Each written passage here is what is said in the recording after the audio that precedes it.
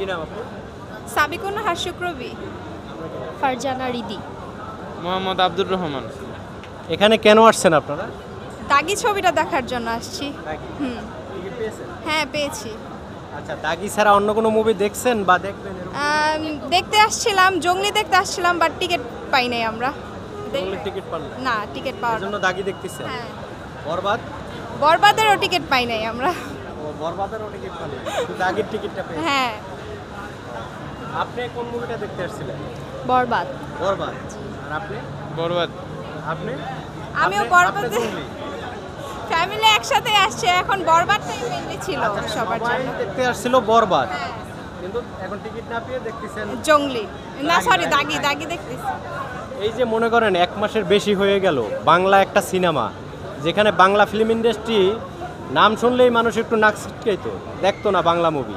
এখন এই 1 মাসের বেশি হয়ে গেছে, টিকিট পাচ্ছেন না আপনারা বাংলা মুভি। এটা কেমন লাগতেছে একজন বাঙালি হিসেবে? ভালো লাগতেছে, এখন সিনেমা অনেক উন্নত হইতেছে সব বাইরের দেশের তুলনায়। এখন আমাদের বাংলাদেশে অনেক নতুন নতুন ছবি আসতেছে, অনেক ভালো লাগতেছে। আপনি টিকিট পান নাই, আপনার কি খারাপ লাগতেছে না ভালো লাগতেছে? না, ভালোই লাগতেছে। দাগি ছবি টিকিট পাইছি। ইচ্ছা ছিল দাগি দেখা। আফরান নিশুর ছবি দেখার ইচ্ছা ছিল আপনি বেশি। নিশুর ফ্যান? জি আরে ওরা শাকিব খানের ফ্যান? হ্যাঁ, আচ্ছা আচ্ছা আমি বেশি নিশুরই ফ্যান। আচ্ছা, আপনি যে শাকিব খানের টিকিট পেলেন না মুভি, আপনার কেমন লাগতেছে একটু বলুন তো? খারাপ লাগছে একটু, তারপরও একটু খারাপ লাগছে। পরবর্তীতে এসে দেখবেন আবার জি নাকি?